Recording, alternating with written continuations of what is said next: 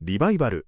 この言葉は、歴史を通じて、多くの説教者たちによって語られ、追い求められてきました。しかし、それは単なる感情の高ぶりや、集会の盛り上がりを指す言葉ではありません。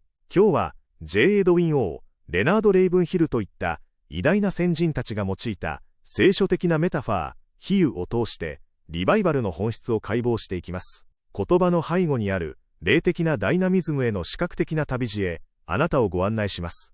まず、定義から始めましょう。リバイバルとは、文字通り再び生きる、リバイブすることを意味します。J. エドウィン・オー博士は、これを溺れた人への人工呼吸に例えました。ここで重要な区別が必要です。完全に死んでいる未信者に必要なのは、復活、リザレクション、つまり救いです。対して、リバイバルが必要なのは、かつて命がありながら、仮死状態にあるもの、つまりクリスチャンです。教会堂の中でさえ、多くのクリスチャンが、霊的な窒息状態にあります。リバイバルとは、彼らに神の息吹が戻り、再び息を吹き返す、蘇生の時なのです。ラルフ・ステラは、リバイバルのない教会を、死んだバッテリーに例えました。想像してみてください。バッテリーの上がった車同士をケーブルでつないだとして、エンジンはかかるでしょうか？いいえ、死んだバッテリー同士をいくらつないでも、車は動きません。同じように、活力のない信徒同士が集まり、人間的なプログラムや努力だけで教会を動かそうとするのは、死んだ犬の尻尾を振って生き返らせようとするような徒労です。必要なのは外部からの動力源、すなわち神の力との再接続だけなのです。しかし、その力はただ待っているだけではきません。ホセア書は、あなた方の休館地を耕せと命じています。休館地とは、かつては実を結んでいたものの、長く放置され、踏み固められ、雑草が生い茂ってしまった畑、つまり私たちの心のことです。硬くなった土の上に種をまいても育ちません。鋭い隙を入れ、硬い土を掘り返す必要があります。それは痛みを伴う作業です。しかし、隠れた罪や自己満足を砕く悔い改めという痛みなしに、リバイバルという実は決して結ばないのです。エゼキエルの幻を思い出してください。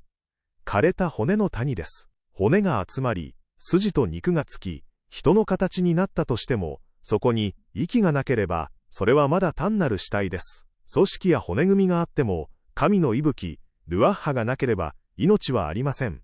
骨が集まるとき、カタカタと音がします。これを生命と勘違いしてはいけません。それは単なる騒音、ノイズです。説教があり、活動があり、プログラムという構造があっても、神の霊が注入されなければ、それは美しいムクロに過ぎないのです。リバイバルには激しいイメージがありますが、カーティス・ハトソンは鋭い洞察を与えています。リバイバルは爆発ではない、燃焼であると。それは家具を投げ回すような一時的な騒乱や感情の暴発ではありません。一本のマッチがすられ、小さな火が薪に移り、やがてすべてを焼き尽くす聖なる炎となる。そのような静かなる拡大です。湿った大きな薪、つまり冷淡な多数派に火をつけるには、まず燃えやすい焚き付けが必要です。リバイバルにおける焚き付け、それは祈る少数派の存在なのです。聖書の農耕サイクルにおいて、ペンテコステは初めの雨でした。そして終わりの時代のリバイバルは収穫のための後の雨と呼ばれます。イザヤ書には乾いた地に水を注ぎ、干からびた地に川を流すという約束があります。私たちの祈りは貯水池のように積み重なっていきます。そしてある時、神の時が来て、慈悲によってダムが決壊し、恵みの水が本流となって押し寄せるのです。その水は川となります。エゼキエル書47章の幻のように、私たちはその深みへと招かれています。最初は足首まで、これは歩みの清めです。次に膝まで、これは祈りの生活。そして腰まで、力の源です。しかし、最終的に求められるのは泳ぐことです。足がつかない深み。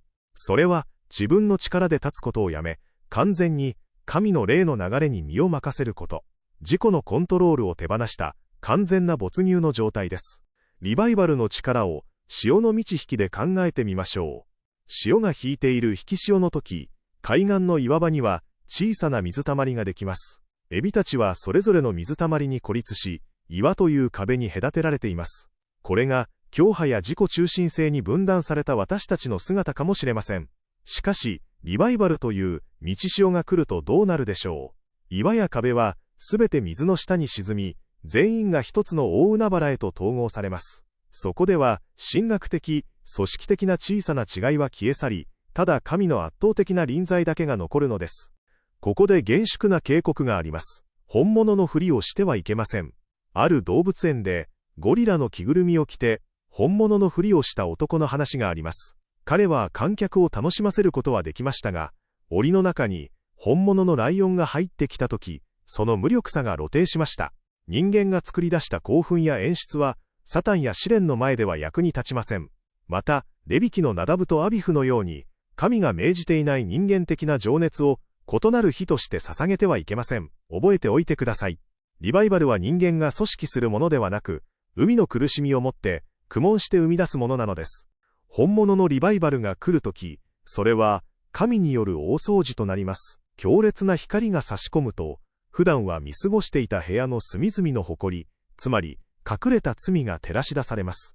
その時、人々が感じるのは単なる喜びではありません。神の清さに圧倒され、自分の罪に対する深い悲しみと恥ずかしさです。過去のリバイバルでは、盗まれたものが店に返却され、警察や裁判所が暇になるという現象が起きました。真の覚醒は社会的な正常化をもたらすのです。では、なぜ神はリバイバルを送られるのでしょうか。それは私たちが気持ちよくなるためではありません。最終目的は収穫です。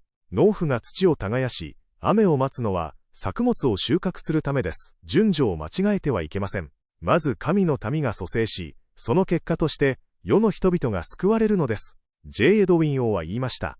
リバイバルとは、教会堂の屋根が吹き飛び、壁が崩れ、神の栄光が地域社会全体に流れ出すことであると。ここまでの旅路を整理しましょう。リバイバルを構成する4つの要素です。1つは土。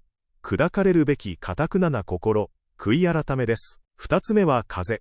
死者に命を与える神の主権的な息吹です。3つ目は火。不純物を焼き尽くし、静かに燃え広がる清潔の情熱です。そして4つ目は水。乾いた魂を潤し、実を結ばせる恵みの満たしです。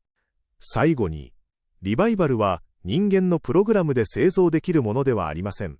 それは風のように神の主権によって吹きます。船乗りが風を作り出すことはできません。しかし、風が吹いた時にそれを捉えるよう、帆を上げることはできます。休館地を耕し、祭壇を築き、帆を上げて、神の時を待ち望みましょう。主よ、あなたの御手が動く時、私たちの乾いた骨は軍勢となり、荒野は果樹園へと変わります。